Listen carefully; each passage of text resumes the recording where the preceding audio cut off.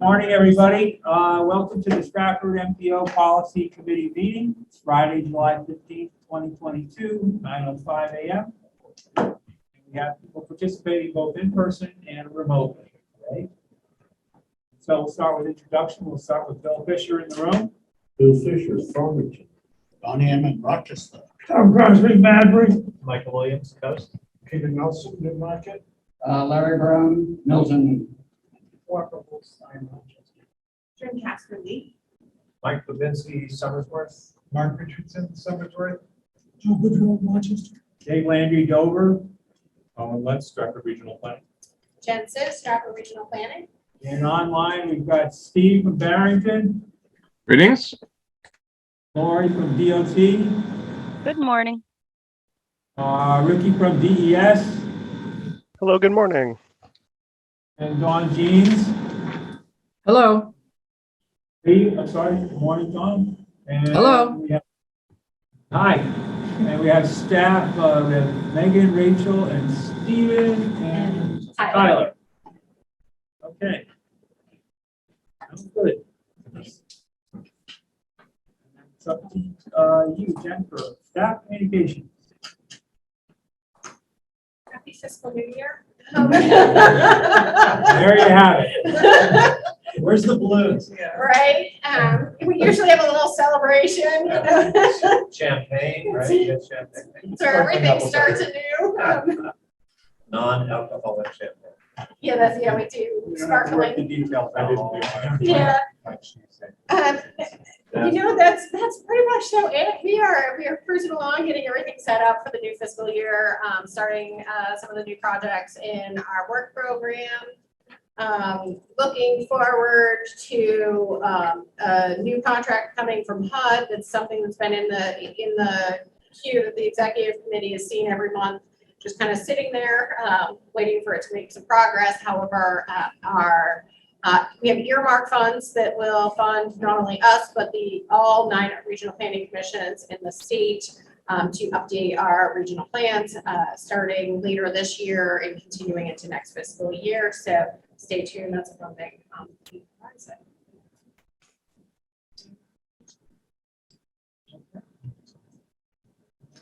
Three, we have a public hearing on the 2022 non-discrimination plan. I think there was a hard copy for people if they want.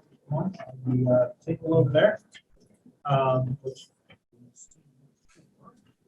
Yeah, there's 4 copies of the non-discrimination plan floating around the table. They're kind of they're placed approximately, so there's one in between every 4 seats. Trying not to kill too many trees. So, do I need to open the public hearing at this point? Okay, I need a motion to open the public hearing on the non-discrimination plan. Michael Williams, second. Bill Fisher. I need to roll call for that. We can do it all in favor. Let's do a show. Okay, all in favor, show your hands. For those online, raise your virtual hands. Thank you. Public hearing's open. Excuse me, Dave. Could you repeat who made the motion and who seconded? Michael Williams made the motion and Bill Fisher seconded. Thank you. And I'm writing it down as well, Megan, so. No worries. Okay. This has been in public comment for 30 days. In this time of words. So I'm not going to spend, hopefully I'm not going to spend my entire presentation wrangling with this. That never works on the right screen. Oh, right, yes.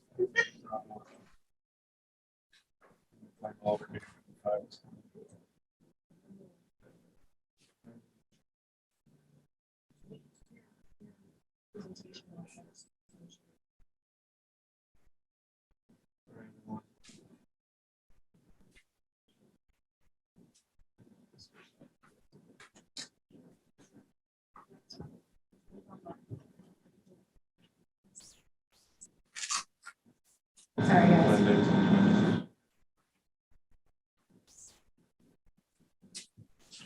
So, thank you, Jen. This is for the non-discrimination plan that primarily covers our responsibilities under Title VI of the Civil Rights Act.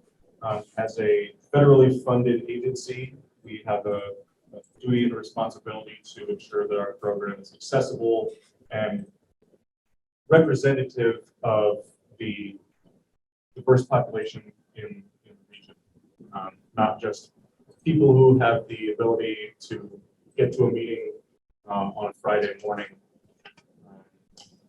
which we all appreciate, but this isn't the entire voice of the region, right? So we want to ensure that we have a plan to engage people meaningfully so that they can participate in this process, which invests federal dollars in the transportation system. Right?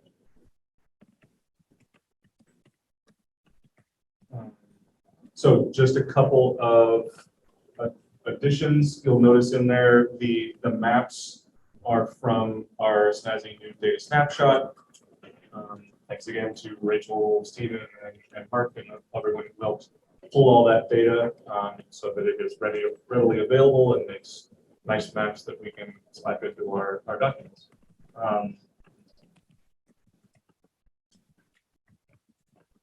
So race and ethnicity are specific to Title VI. We added a few other demographics that are relevant and important for this work, but Title VI of the Civil Rights Act specifically requires federal agencies or federally funded organizations to not discriminate on the basis of race, ethnicity, and national origin. So there we go. So just a couple of spots that we updated from comments, health comments from Lori at DOT, as well as our federal highways partners. The mission statement was updated a little bit. We have complaint procedures that are fairly boilerplate, but needed an update. And then the general mission statement on page 16 are kind of our highlights for that sort of work. Limited English proficiency is something we updated in here. This is a quantitative calculation we make using the census data, the American Community Survey. We are in a rural region, so there is a fair degree of error in the data because it is every couple of years it's a sample of the entire state. So it's not a direct count like the decennial census. So we have to take that with a grain of salt. But using the census data, we look at the total regional population, the number of people who speak the language other than English or in addition to English, and the number of people who do not speak English well. And so we look at that percent of people who do not speak English very well and use that as a benchmark for, okay, where do we need to improve our language accessibility and maybe do some additional outreach or take a look at how we can improve accessibility in our plans. The trick here is the bulk of those folks are in the, they speak Asian or other Pacific Island languages. It's not clear if we need to, there isn't clear guidance on whether we need to focus on that group and whether that puts us into other thresholds. So I think there's a threshold for, I think it's 1% of the population. If we're at 1% or above of the population speaks English not well, we have steps we need to take. So we're using this again, as I said, as a benchmark. Where can we identify concentrations of people, for instance, the Indonesia populations in Somersworth, where we want to ensure that those people are able to participate in the process because they use the roads just like everyone else. or the public transit system, and we want to make sure that their voices are heard. So a couple of places around the region, these are census tracts where limited English proficiency may be an issue. So like I said, we can target those areas and reach out to municipal staff who may have more detail on where folks live and where we can engage with them. So we have some primary documents that we can translate critical parts of it. We're not probably going to be able to translate the entire metro plan, but the critical demographic information and the kind of how you can participate parts of that document, we want to make sure people can at least contact us and say, how do I get involved? Environmental justice is separate from Title VI and our responsibilities there. This came through an executive order, and this speaks to minorities and people with low income. Environmental justice meaning avoiding, minimizing, or mitigating the impacts of changes to the transportation system. So this can be temporary things like the dust and noise associated with a construction project that can have adverse impacts, or it can be something permanent and drastic like changes to a highway and impacts to historically people without access to participating in the process were impacted the worst. So low-income neighborhoods where an interstate was constructed through and without any warning or way for them to voice their concerns about their neighborhoods being destroyed. That's not going to happen in our region, but this is why we have this requirement. There are also positive impacts like public transit, and we want to make sure that those are equitably distributed. Yes. Has anybody ever filed a complaint? We have not had a complaint since I've been here, but that is, I think we do a good job, but people may not know about the process. People are busy and they may not know. Most likely, most people don't know that this organization exists and it is built specifically for them to speak to the priorities for investing in transportation dollars. So that's really where the rubber meets the road on this. I think from my perspective is how can we make sure that more people know that they have a voice through this rather than trying to find the bridges person on the DOT website because they're concerned about a bridge or a sidewalk or whatever. That's not really what the DOT website is set up to do. That's where we're on. So yes, no complaints, but that's maybe a false negative. That's not the measure or the metric we would use to define success. I think that's an important point, and like I said, the other side of that equation is when you truly open up the can of worms and you get everybody's input on everything, it's not focused. Right, and we haven't had many controversial projects in a long time. I think it would be different, just thinking historically when the Spalding Turnpike from Dover up was being improved and exit 10 was a brand new issue, and we had to I wasn't here, but the MPO and the region had to deal with, well, we needed an exit, but it's going to impact these people and it's going to require wetlands mitigation and wrangling, all that. People showed up for those meetings. So yeah, but the point we'll take. Just walking through some of the other demographic information and maps we have here on minority, age obviously being an important issue in New Hampshire, where as more, as a general rule, as people age, fewer of them drive or have access to a car or even want to drive, but they still want to get to essential services and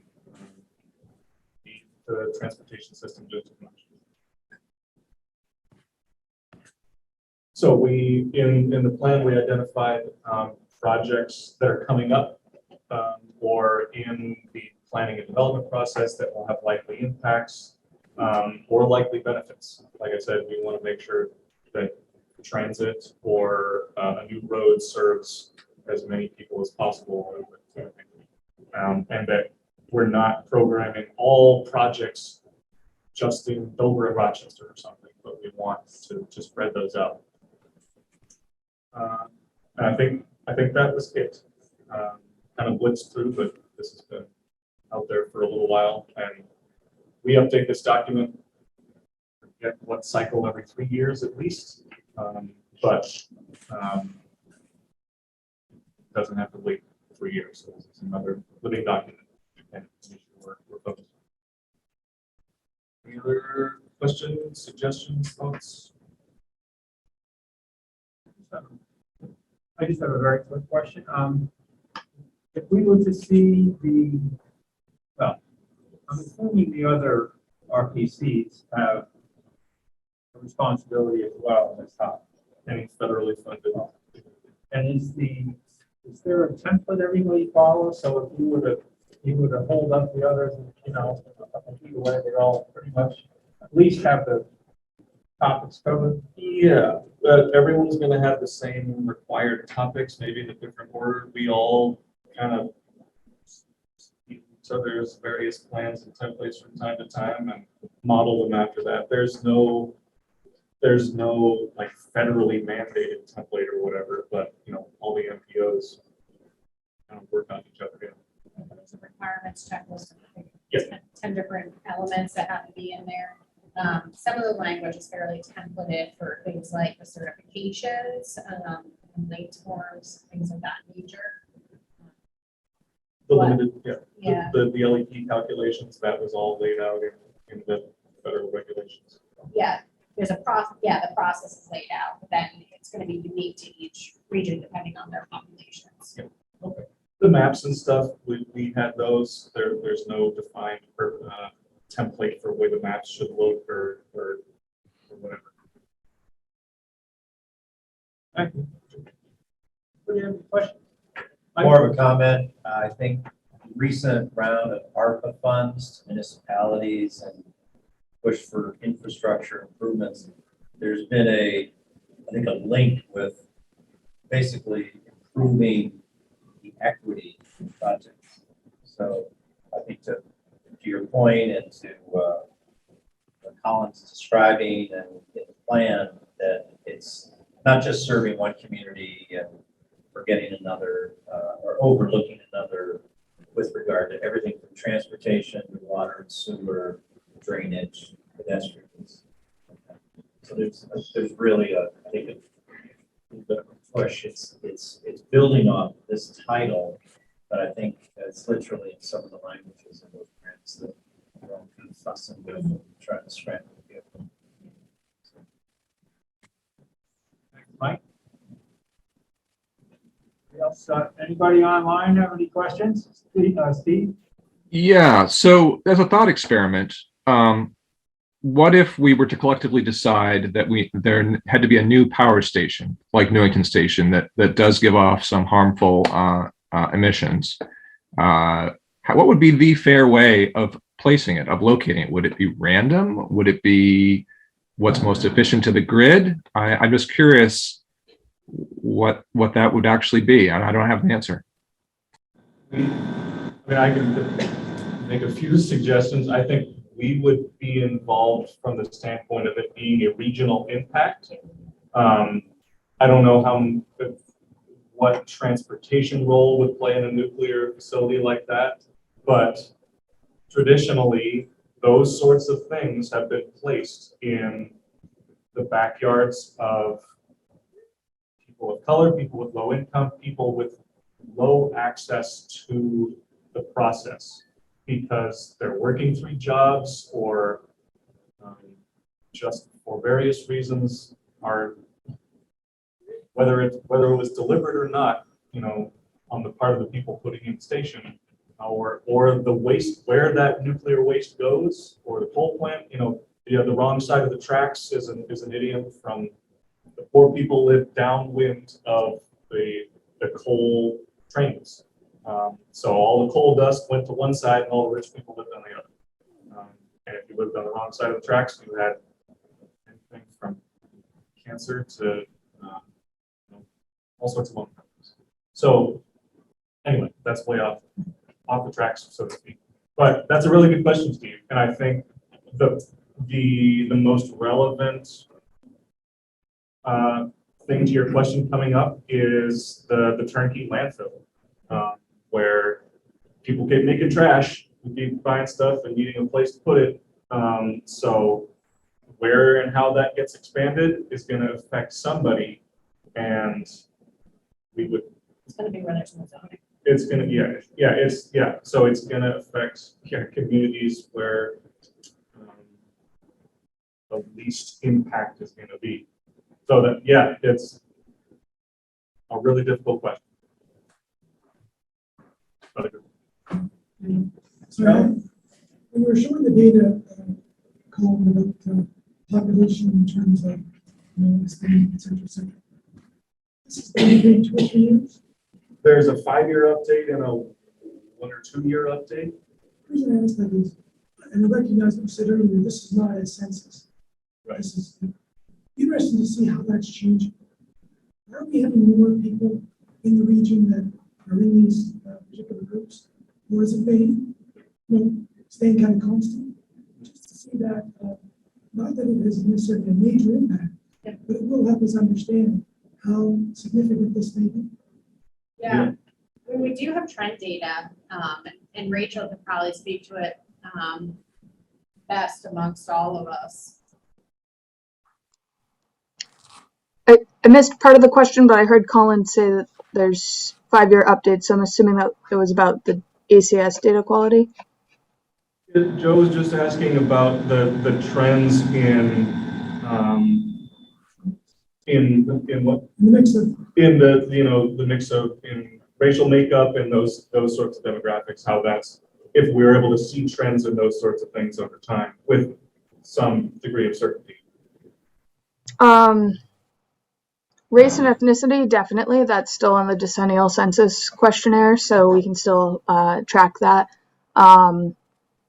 The ACS, the American Community Survey, is great for short-term trends, but it's as Colin alluded to before, it's a very small sample size, something around 10 to 12,000 households per year in New Hampshire, and that's across the state. So the data that we use is 5-year estimates, which is an average of 5 years of that small sample across the state. And so the numbers on this slide in particular are our estimates. And so the one example is one. I think it was language isolation. Was 1 year in the trend analysis that I did at one point was a spike for Lee, and then the other 2 years were both very low in Lee, and it was like 5%, 18%, 5%. So that's kind of the variability that we see in the ACS data. It's not super accurate, but it gives us a kind of a sense of what's going on, but not all of the demographic stuff is tracked with the full count anymore, so we don't have a lot of detail that is actually every person in the region being counted. the bottom line is we have a 10-year. Sorry, what was that? The bottom line is all we're looking at is the census data every 10 years. That's not meant as a negative statement. It's just that's the way it is. That's the best idea. Yeah.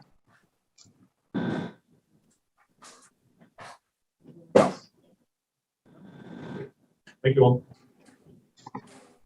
Close and then, thank you, Rachel. To close on it. I need a motion to close the public hearing. Motion to close public hearing. That's Don. I'll second. And seconded by Mike Williams. All in favor? Aye. Any opposed? Okay, let's see. 5, right? Yeah.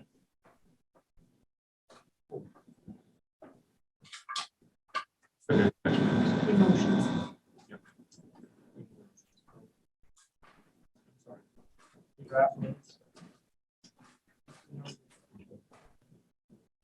All right, we're on 4A, from the June 17 meeting. I need a motion to approve the minutes. Motion to approve minutes, June 17th. Don and Tom. Seconded by Tom. All in favor, say aye. Aye. Any opposed? Abstention, one. Larry Brown, no. One abstention, Larry. Larry. B. You need to approve the 2022 plan, non-discrimination plan. So I'm going to need a motion on that. Motion to approve the non-discrimination plan. I'll second that. That's Don, and seconded by Mike Babinski. All in favor, say aye. Raise your hand. Aye. You can make it a roll call. Sorry. That's okay. Bill Fisher, Yes. Don, Yes. Tom, Yes. Mike Williams. Yes. Peter, Yes. Larry, Yes. Barb, Yes. Katrin, Yes. Mike Babinski, Yes. Mark, Yes. Joe, Yes. Dave Land, yes. On the phone, Steve, Yes. Lori, Yes. Ricky, Yes. Dawn, Yes. and that's it. Okay. Thank you very much, everybody. Thank you all. On to 5, we have an update on the 10-year plan process. Colin? That's me. Just a quick update on that. The timeline and schedule is accelerating quickly. Critical deadline is November 11th coming up. That's when we need to have a list of projects to DOT that has been reviewed by an engineer and ranked using the 10-year plan criteria that were included in your packet. There's a whole lot of information on the criteria in there. We use as much of that as possible to determine quantitatively and qualitatively the impact of projects. So there will be, 2 things to do in the immediate future. I'm going to be chatting with Jen shortly and sending out information on this to everyone. But to review, we have 4 projects that are kind of ready to go for review at this point. 1 for Durham, 1 for Newmarket, and 2 for Lee. That we want to do a kind of first look from you all to make sure that you don't see any technical issues that I've missed, and that they fit with the goals of the MPO. I'm fairly confident we don't have any conflicts this year, but last round there were some questions raised at the very end of the process on projects, and want to give you guys as much lead time to review those as possible. So while the other thing is to rank weight the criteria that are used to score those projects. So everyone is using the same criteria, the RPCs and DOT. They're the same as the last round, but we can't weight them. So I'm going to send out a little homework so that you all can do that at home, and we're not trying to do it here. And I'll average everyone's scores together. So all of that, we are in the process of hiring a consultant engineer who will be reviewing those 4 projects. I've put as much information as I can into them as far as the scope, and they will review those and come up with a design and an official scope that we will then send to DOT. So DOT wants a professional to look at them so that they can take their part. DOT will be reviewing all 9 RPC's projects through December, and then be meeting with us in January. So this isn't the last time we're going to be scoring and ranking projects, but the first stage is to get it ready for DOT's review. Those are the main bullets. Any questions before I go into details? Have I completely failed in my duties because I don't know what that project is in Newmarket? No, it's the long time desired updates or improvements to 108 and 152 the intersection. So I discussed alternatives with Steve and with DOT folks. I can show you the scope after if you'd like. Well, I'm just, again, bringing up the question of, Yeah. here I am, It's just one that's on the Metro Plan list that's been there. So yeah, it just seems to me there's gotta be some room there for improvement. How that transpires. I mean, I wanna come to a meeting all the time prepared, yeah, I agree. and I'm not, so it's something that doesn't work there. And I don't know if anybody else is, I don't know where the other 4 projects are. But we talk about this continually. How do we, as commissioners, represent our communities in the most effective way and complete that engagement circle? And it's just an example where it doesn't work. It's not working for me anyway. I don't see it because these things are just not on my radar screen. It is entirely possible it was my fault and just not including you in the email when I reached out to municipal staff about I always reach out to them at like, here's your list of projects that have been developed. Let's prioritize 1 or 2 for. Because that's what we're here for, right? Yeah. That's what I'm here for. And I want to be effective at that, and I can if I'm not. That's good. Most likely just my fault for not. I'm not pointing blame. I'm just saying. It's You're right. all. I'm just saying we need continual improvement. Right. Any questions on the process? Yeah, I do have a quick one. And what you're going to be sending out so that we can do the voting. Yes. That's going to be sent out. When? As soon as possible, basically. So the voting at this point is just weighting the criteria, and that will be done individually at home. And then It's weighting the criteria, not voting on a specific project. at this point, correct. Right. The criteria weight. Yes, there will be a vote to approve the list of projects being sent to DOT. But at this point, I don't anticipate that vote being to remove projects from the list.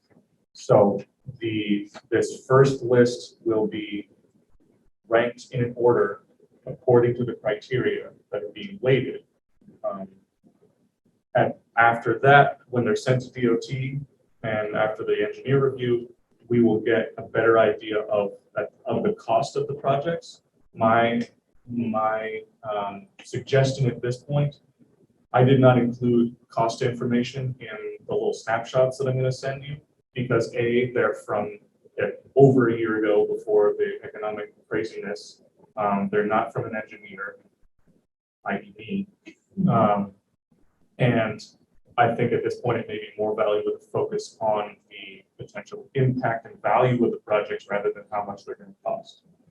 In February, March timeframe, February, then there will be a vote on the projects because we're going to have to constrain that list to the $4.9 million that the region has to allocate to new projects. So there will be a filtering out. If we have 4 projects and can only fund, let's be optimistic and hope we can fund 3 of them, then there will be a vote on that analysis.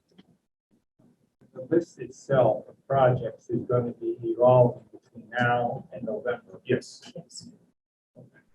Of this year.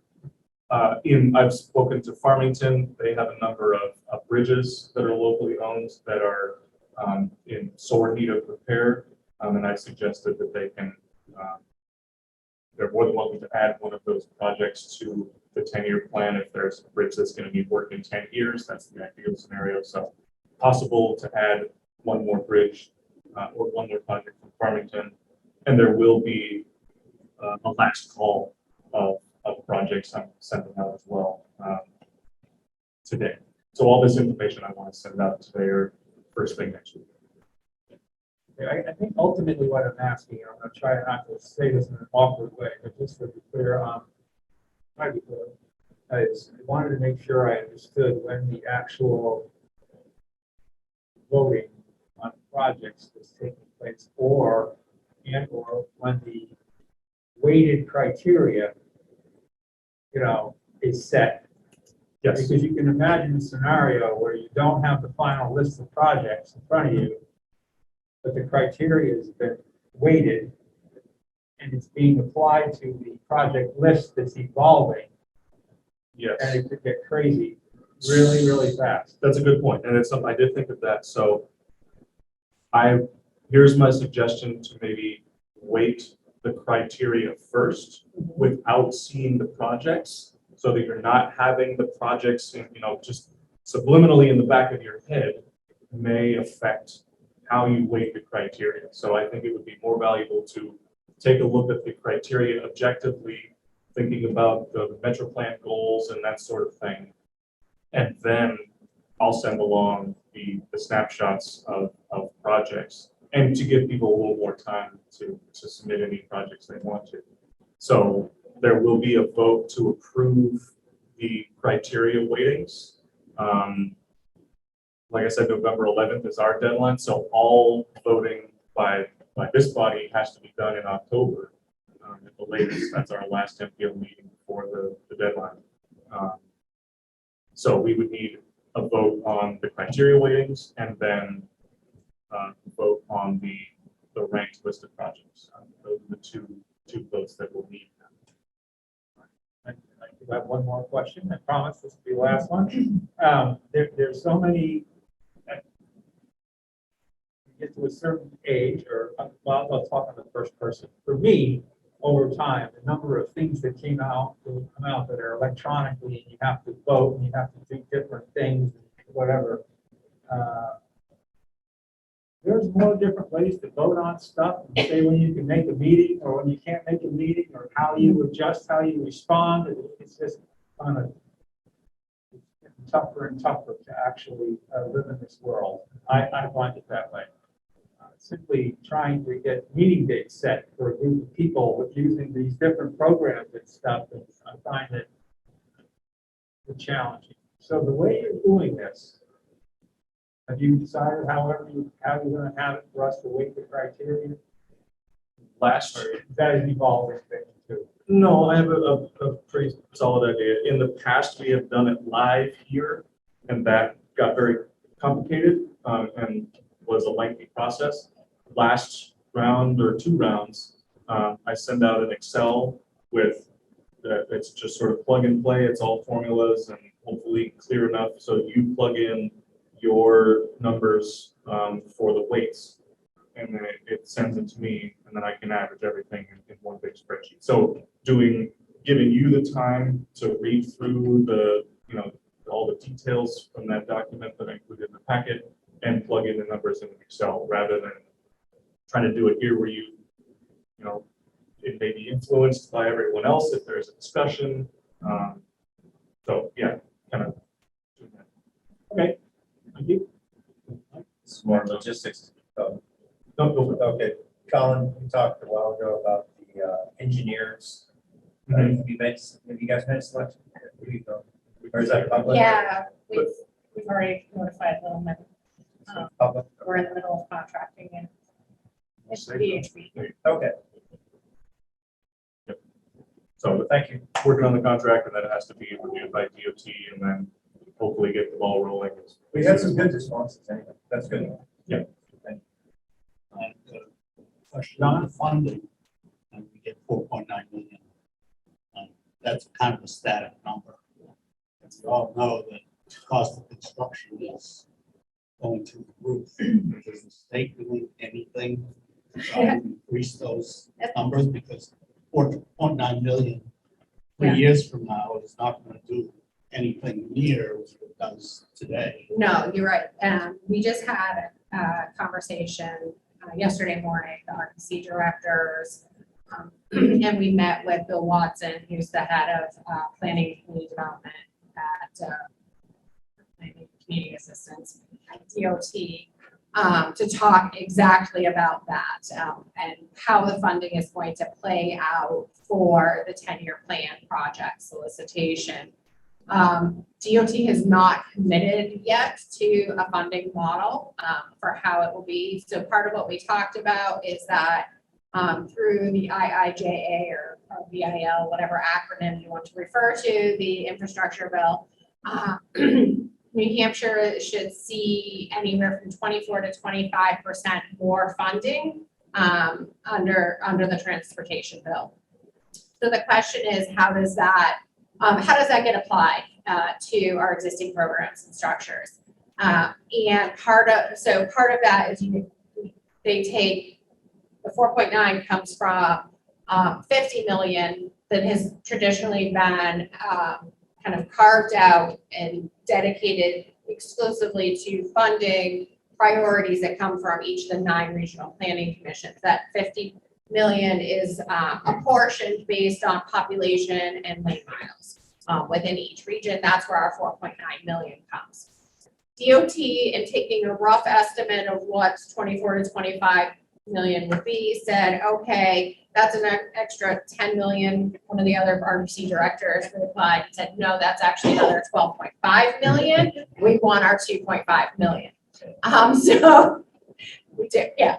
So the question is how do we take that in that additional dollars and include it? And so a couple of things that we've been talking about is the fact that what you could fund or a project in today's dollars is actually looking at that entire increase is needed to cover the cost of inflation on an individual project. So it means that, okay, so if we add that increase to that regional allocation, we can still advance essentially what we could have advanced 2 years ago, but in current dollars, and just absorb that 25% right in. So that would bump up our 4.9 million to be closer to 5.96 million. So that's one option. The other option that DOT talked about, and we're trying to negotiate like everything. The other option is that just, we've been fortunate in that we have had some smaller projects that we've been putting forward. But even still, like this last round, you saw that several of the projects, their scope was reduced so that we could squeeze it into what we had for an allocation. So the thought is that to carve out an extra chunk of money from that state allocation to supplement, but that would only be available for 1 or 2 regions, for 1 or 2 projects that are really high quality projects, but just don't fit into that apportioned slice of funding. So there's those kind of things that we're currently trying to negotiate with DOT. We had a really good and positive and productive conversation yesterday that Bill's taking back to speak to the commissioners about, and we'll be meeting with him for a follow-up in August to kind of hear what their counter proposal is. So at this point, we really don't know what the funding total is going to be, or what that cutoff is going to be for our prioritized list that we need to have this fall. The other piece of the puzzle is all of the discretionary programs. And right now, DOT is seeing that there is more out there in discretionary programs than there is in formula funding.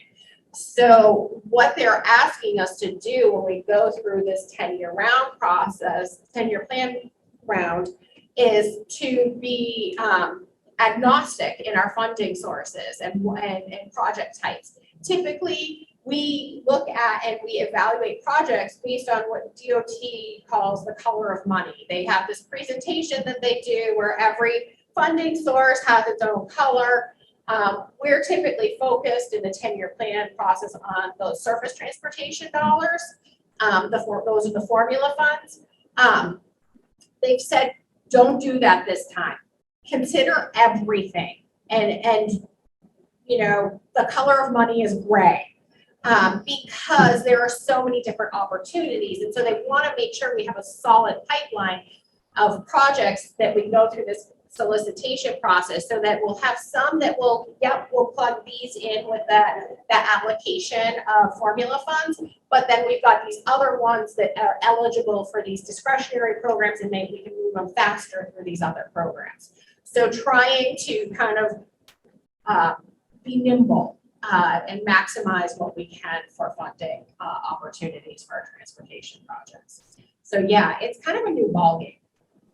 And yet it's not, because, you know, on the formula funds, you know, essentially what Bill said is, you know, we're seeing this once in a lifetime increase in the infrastructure bill, but those dollars are already gone, just covering inflation. Yeah, not just, I think, butt in for a second, there's Glenn from DOT.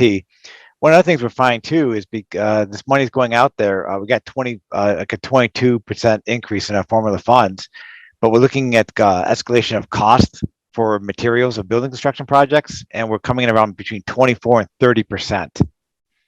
So that's actually a net loss for us. And that's why we're still not committing to the $60 million distribution. We will, in the past years, we've always used 50. We'll kind of remain at that as a budget item for picking projects. And we can't even guarantee that because the escalation is going up so much that we really don't have to meet our performance measures by federal highway. We're not sure how much money we can put towards the regional priority projects next round. But we are going to stay with the 50 million for now, and we're going to have to stay tuned as we watch for what the escalation rates are going to actually be in the future. In terms of, oh, sorry to interrupt. Go ahead. I'll just say, but the good news is that there's discretionary grant funds coming in that still opens a lot of opportunity for projects. One person here local, Larry. Larry. Larry Brown, Milton. The color of money sounds so much better than trying to find your strand spaghetti in the pot. For discretionary funding, where does executive authority lie on using those funds? Who finally says yes?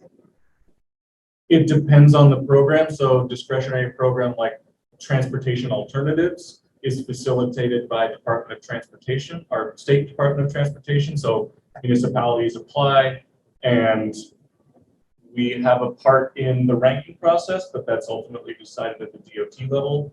There are other programs that are federal. You're going to be competing nationally. So that, yeah, there are national programs and there are state-run programs. So it's tricky, and in terms of the all money is gray in this round, it's that escalation costs travels down all the way to the local level as well, where a small community not only has fewer dollars to put towards the capital improvement program, they also may not have the staff to manage all of the red tape that comes with managing a federal program, a federal project.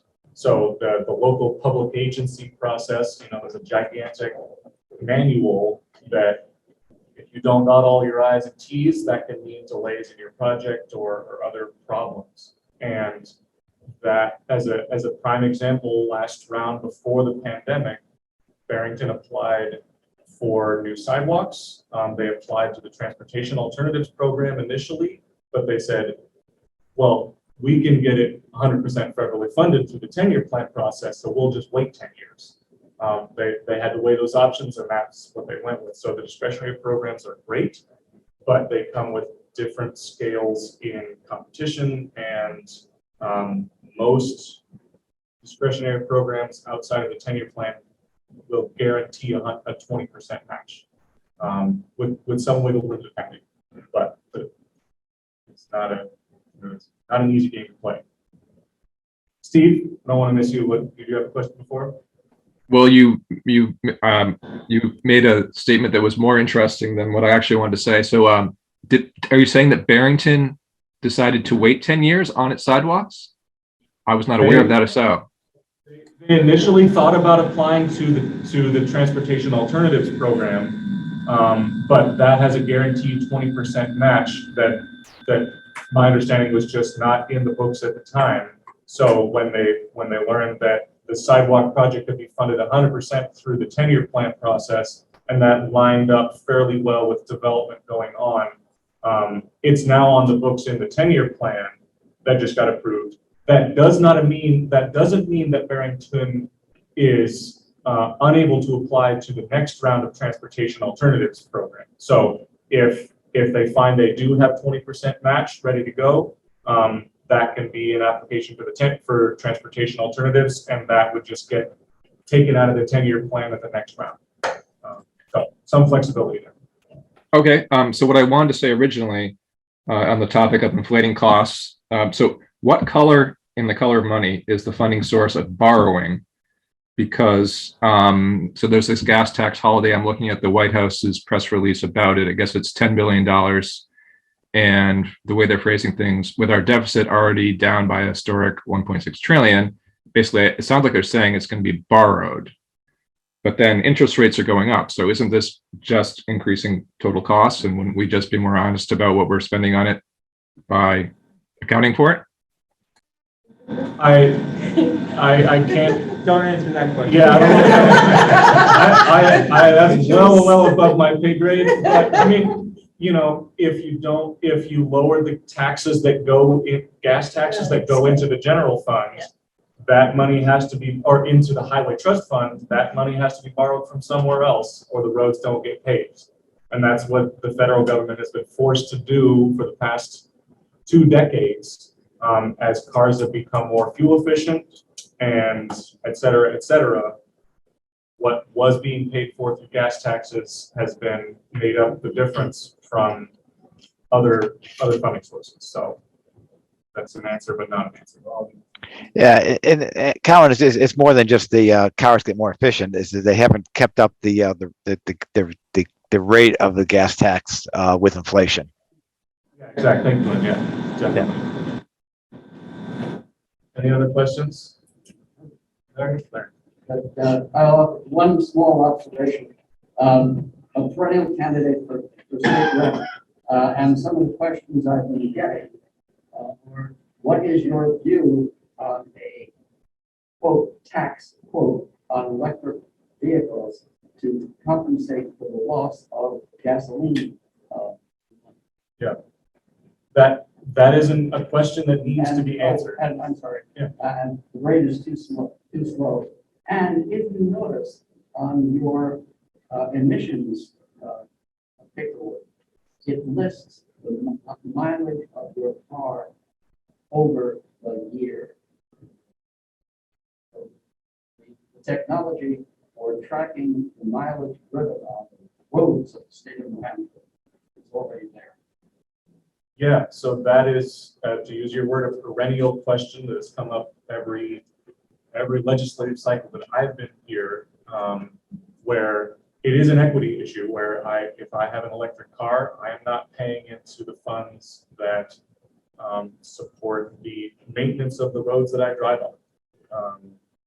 And so it is an equitable question, and if you make the calculation based on the number of miles that someone drives in a year, that's also inequitable. If I don't have to work, if I can work from home, or if I don't need to drive for my job, like my friend who's a mason who drives all over Kingdom Come with a truck full of rocks to build people's fireplaces and stuff. He puts a tremendous number of miles on his vehicle carrying heavy stuff on the roads. So it doesn't sit well with me that he should pay more than me to maintain the roads. So I don't have the answer. Traditionally in the past couple of rounds of legislation, we've advocated for a careful discussion on the matter. We haven't weighed, or the MPO hasn't officially weighed in on one answer or another. I'll leave it at that because I'll just keep rambling if I don't stop now. But that question is not going away anytime soon. Any other questions on the 10-year plan process? Changes every year. And I thought we were going to be ahead of the game, but it's still a rat race. Not all happening in January and February. So are you gonna be circulating that new rating criteria to us? I was Yes. just looking at the spreadsheet from last time around. Yep. Be curious to see if that has changed at all. I hadn't anticipated any need for changes since the criteria are the same. Letter to letter from last year, the last round. So just an opportunity to reweight them, depending on, how your personal thoughts on what projects have the most value or what have you. So I anticipate it'll look pretty much the same down to the formula. Yeah. Did you say it's your chance to re-weight them based on your personal thoughts about the project? I thought we had a conversation earlier in the meeting that we were going to do the weighting As individuals. You'll do individual and then we'll average them together to do the commissions. Okay. Yeah. I misunderstood. Yes. So yes, I will send out as brief a memo as I can after this, focusing on the weighting of the criteria, and then in a little bit, we'll also be sending out the project information so that you can take a look at those and make sure I haven't missed anything. I think that's about all I can remember to say on this. Again, November 11th, our first deadline, but not the last. That's our deadline for the communities to submit projects, right? No, that's That's us as a body. so the other thing I'll send out is the last call. We have an online survey that Jackson Rand made and adapted from Rockingham Planning Commission for new project submissions, if there are any. November 11th is our deadline for sending the list of projects to DOT, ranked with engineer input. And so the new requirement from DOT was that all projects be reviewed by a consultant engineer, and they put money out for the RPCs to hire people. So. Yeah, Clear as mud. We need a flow chart, like a map. Oh God. Dates. I try to make one every time, and then it changes every year. So I'll try to make things as posted. Yeah, as clear as I can. Thank you. It's 10 o'clock already. We're okay. Next. Yes. Yeah. Okay, we're on 5B. Strategic plan update.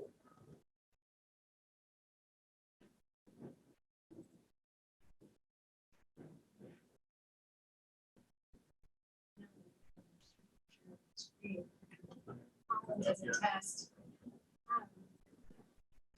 All right, so this is just a quick high-level update. Went in a little bit more detail with the executive committee this morning prior to this meeting. And just for those of you that are newer, we do have a strategic plan that guides our agency, our internal operations, and the services that we offer. We adopted it prior to the pandemic. We spent some time in 2019 drafting the plan and holding a retreat, and then the plan was to guide our fiscal years 2020 through 2022. Some of what we talked about at the executive committee this morning was that just because of the pandemic, there are some things that kind of shifted in terms of our priorities. So even though the strategic plan was to go through 2022, it's still relevant today. Nonetheless, want to give an update of where we are and what are some of the remaining things from that strategic plan that remain current that we'll be working on in the course of this next year. Just back from Hollywood. Don't know how to advance my slide. So our strategic plan is organized into 3 different thematic areas, and under each of those thematic areas, we have a few different goals. So our first thematic area focuses on our planning services and current issues. And within that, we look at what are our projects and our services that we're offering and building that portfolio to make sure we're tailoring it to our community's needs and interests, diversifying our tools and technology so that we can do that and provide those services, and increasing our internal staffing and technological capacity, again, to support those services that we want to offer. So along those lines, I will note this is probably the one area where we've made the greatest progress towards implementing the strategic plan thus far. We have expanded our circuit rider program. Each year it's grown. Let's see, we've got 5 different communities that we've been working with. We have 4 staff members that are fully trained to provide circuit riding services, and a 5th one that is in training. We have our chat, our Each Friendly Communities program, our POP recreation program. Those are both chat's still underway. POP is complete. 2 different new initiative areas that we were able to take on.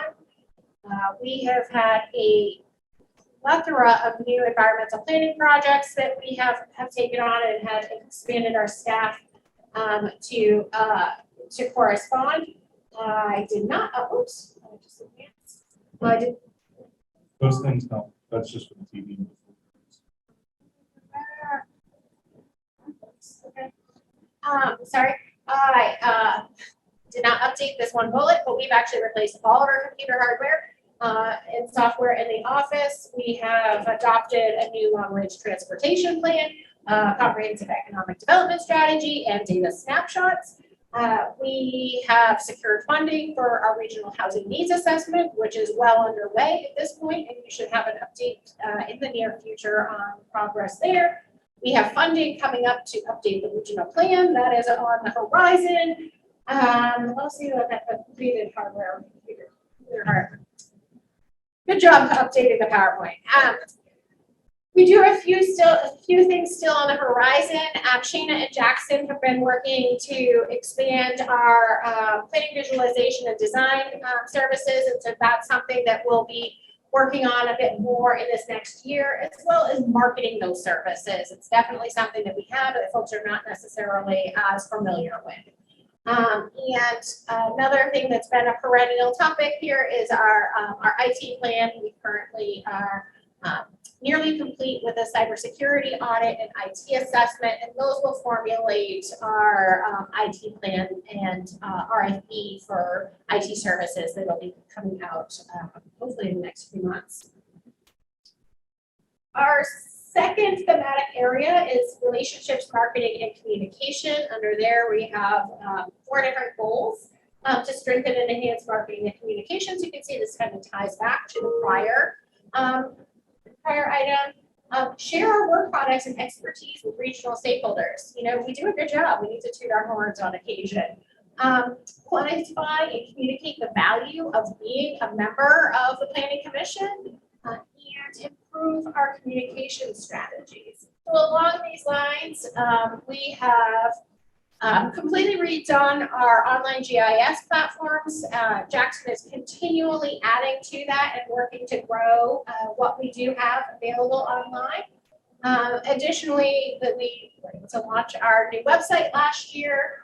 Sheena launched a YouTube page, and all of our meetings, she rather quickly, within a matter of a day or two, typically, has those recordings clipped, formatted, and up and online. So any of those presentations, if there was something of interest you want to share with your communities, they are there and easy to grab. I've also relaunched my municipal visits to each of the communities, and I know I've seen many of you at those different visits. I still have a few more to go, and then I'm starting all over again. So I'll see you again at those. Future actions. Looking at developing a communications and advocacy strategy, and just really focusing on building and expanding our relationships and partnerships. It's something that's continually evolving as the needs of our communities evolve. The needs to create and formulate new relationships and partnerships also evolves. And our last thematic area is our looking at our internal roles, responsibilities, and opportunities. There are two key goal areas here. The first is focusing internally on opportunities for staff and commissioners to further our mission, and then looking more in depth at clarifying the roles and responsibilities of commissioners and really truly engaging the commissioners that you all that are here around the table. I will say this is something, while we've made some good progress, this is definitely one of the areas for me that will be a focus for this current fiscal year. We have managed to operate as a full remote office and create a solid telecommuting policy for staff. We've also completely updated our personnel policies, our employee handbook that were adopted by the executive committee last month.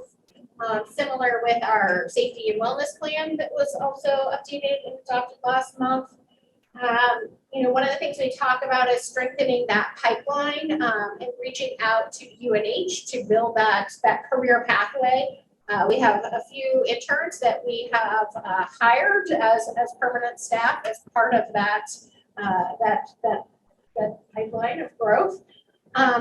Staff in the office have all been trying to work with everyone to kind of increase the opportunities to take on new responsibilities and grow and kind of build professionally. Let's see, we have the recycling roundtable. That one kind of launched, was really strong at first, and then it just really waned in terms of the interest. That's okay, these things happen. Our resiliency subcommittee, though, has been like off and running and doing some great work, and we have had several different roundtable conversations that I have found really, really exciting. It's an opportunity to get a little bit more academic about what we do, but also take on that advocacy role and education role that we're here to provide. One of the things that we looked at was the fact that we spent an awful lot of time talking about transportation. No offense to Colin, no offense to our friends at DOT, but there are a lot of other things that we do here, and our structure is such that we do transportation monthly, but we do everything else quarterly. And so we've been more frequently taking advantage of doing a dual meeting here on our Friday mornings, so that we have the opportunity to bring in some of those other things a little bit more frequently. And let's see. Oh, another thing on the staff development side, in the budget that you all adopted last month, we do have a dedicated professional development line for each staff member. Definitely has seen a lot of excitement and have had a lot of folks reach out and say, "Ooh, could I do this? Could I learn that?" So that's really exciting to see that that renewed energy around professional development opportunities. Some of the things that we'll be really focusing on in this next year is, again, looking at engagement, executive committee, commissioners, policy committee, and really trying to figure out how we can maximize engagement. Getting to Peter's point about making sure that we're engaging commissioners when we are working directly with your communities to make sure you are in that conversation loop. And things of the like. So one of the things we talked about at the executive committee this morning was we a while back did a skills matrix a couple of years ago to try and better understand who's around the table. So that's something we're thinking about reviving so that we can capture folks that are new and folks that may not have contributed that last go around. It just really helps to understand who are you sitting next to and what are they bringing to the table, and it makes sure that we can engage with the skills that you bring to the commission. So that, I believe, is the really, really high level update. You should have picked up when you came in a handy dandy summary table. It's our implementation progress.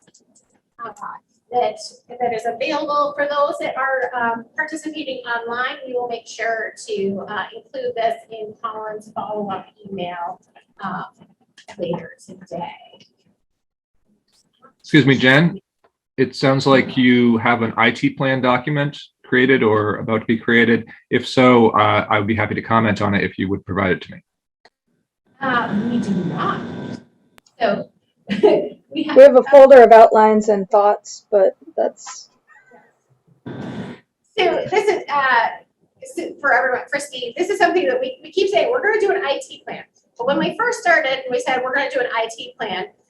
We kind of rolled up our sleeves and we realized that we were really just chronicling a lot of outdated equipment and software that we knew automatically needed to be updated and replaced. So we focused our energy on doing that.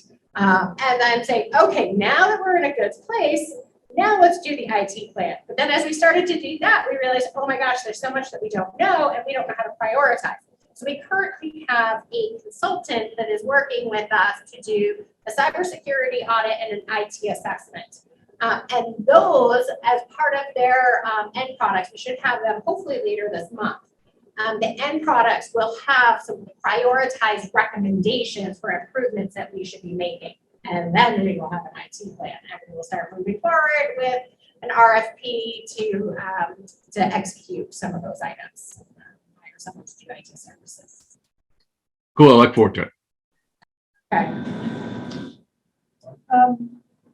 Didn't we discuss last month on the GOV dot? Yes. Are we eligible and are we going to do that? Because it's supposed to be safer. I know Rochester just switched over. Yeah, and I'm expecting that that'll be part of the cybersecurity findings and discussions that we'll be having when we get the consultant's report, and then we'll take all of that together and go from there.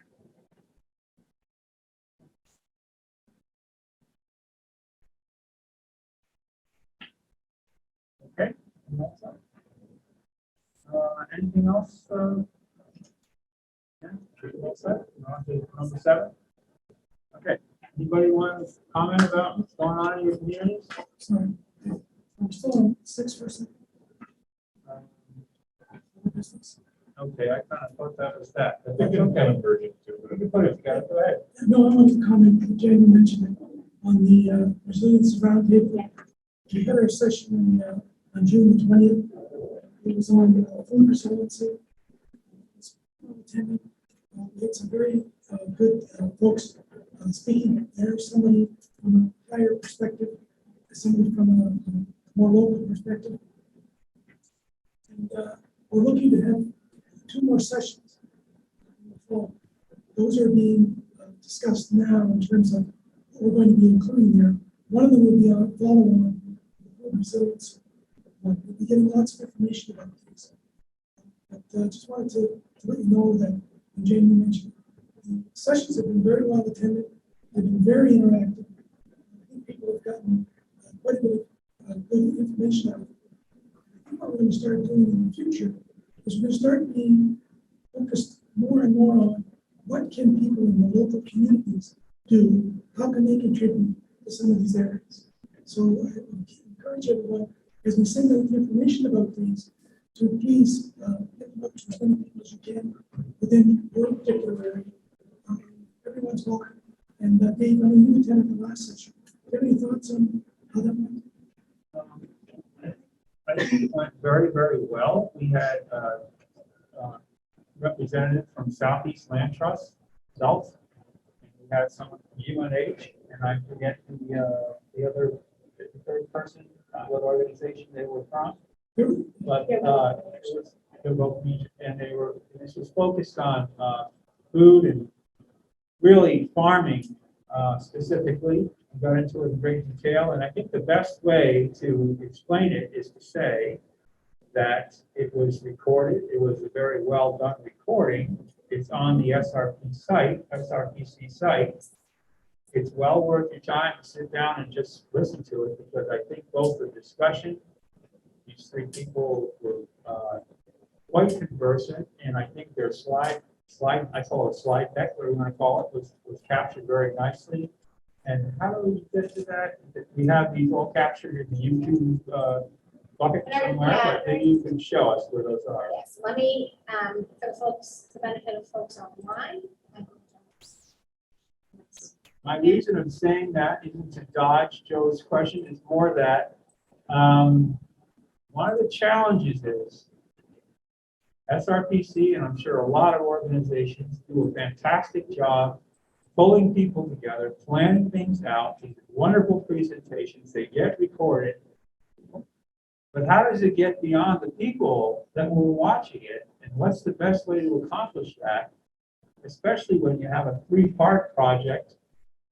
And part of what you're looking at in part 2 and part 3 is to try and get feedback and a reaction from a broader audience on what you did on part 1. So we decided to take a pause and not rush into part 2, but slow down and say, how do we get people to watch this video and see what we're talking about, and then get some feedback, and that may help. That might help us inform us as to what to address in part 2 and part 3. So the best way to do that is to watch it. It's actually very interesting, I think. So, and it's probably a recording. I think it's an hour and a half. Maximum, right? Yeah. Hey, thank you very much for that. Again, I think the key is today's point. We're looking to continue this discussion. We're looking at other areas down the line. We're looking to continue the discussion around food. And please just stay tuned when you see the announcement of these. Marketing that you can do within your area of interest, both inside your communities and other people. This is not exclusive to SRPC. There's people in other areas that are interested in attending. They're more than welcome to attend. So again, watch for our announcements of those, and we appreciate it.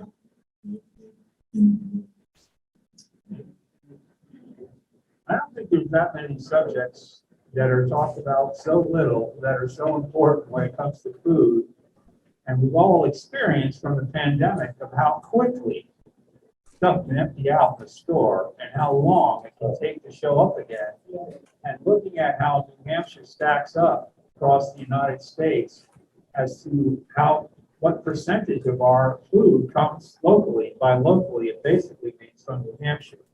And I think we're number 5 in the United States as far as states go. And that sounds really like it might be really good, but until you figure out what number 5 means and what percentage does that equate to, and then you realize that maybe it's not going to be enough to have apple syrup and a couple of things. You probably need other stuff.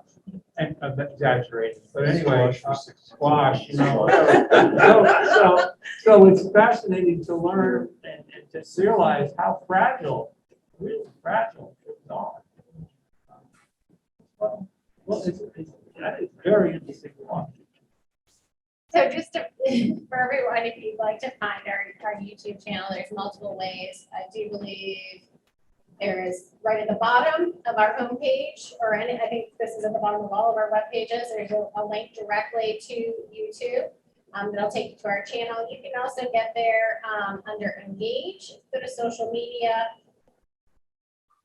So it's not cooperating right now. For some reason, it's suddenly.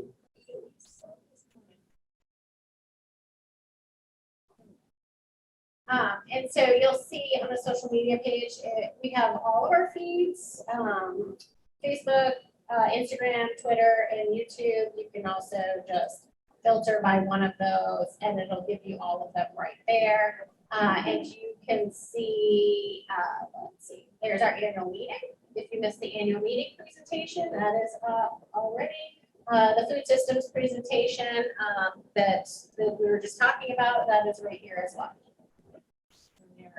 They're fairly easy to find right here on our website. Let me see by hands how many people say, oh yeah, I know all about that. I've seen that before. Sometimes I watch a video on it. How many people are in it? Okay, so that's enough of that.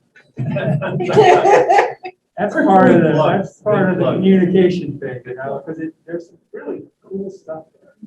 That's a good point. All right, so we're done with that. Kudos to the staff. That website has just It's just amazing, and it just keeps getting better. That's a goal. Nice job. Anybody have anything about the communities you want to share? So the city of Somersworth, through our meetings here, you've heard us talk about TAP grants and CMAQ grants and everything that goes kind of bump in the night. After perhaps 5 years, maybe, they'd say it, I don't know, Colin might be able to track that a little bit, say 4 years. We finally reached a point where we could get approval to go out for bid on our TAP grant, which is a sidewalk pedestrian improvement on our busy High Street corridor. It's got some other very helpful pedestrian-oriented improvements in our city, and we're very pleased that we could get to this point. We received one bid. Our budget was $720,000 for the project. One bid came in at $1,056,000. Given the fact that it's federal funds, TAP grant, we're working very closely with DOT on next steps. Because what does that look like? Number one bidder. Typically, we like to see competitive, maybe 3 at least. So between our office and Tom Jameson and the staff at DOT, we're figuring it out. But I just want to let you know, and Don and I were talking before the meeting, the economy, the supply issues, the marketing, it's all in there. So it's concerning, and I think we understand this is maybe an early bid in the chain of some federal projects that are coming out. And so the state's really looking at these closely to see, okay, that's over 40% over the engineer's estimate, which we already had, thought was pretty handsome, healthy, whatever word. So anyway, just FYI, figured out, but not sure what possibly we may reject it and start over, or seek additional funds, or all the above. But we're having active conversations with all parties, our DOT colleagues and partners, and our engineer that helped us with it. Thank you, Mike. Yeah. Don? Go on. What Mike just said, we're throwing out the bid for the final phase of the Strafford Square, Strafford Roundabout. And that came in much higher as well. And I just requested a supplemental appropriation from City Council.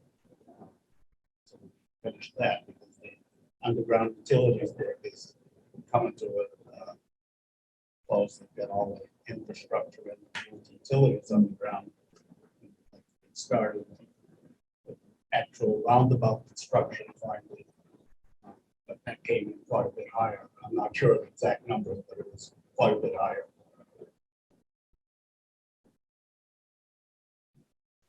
Anybody online have anything to offer?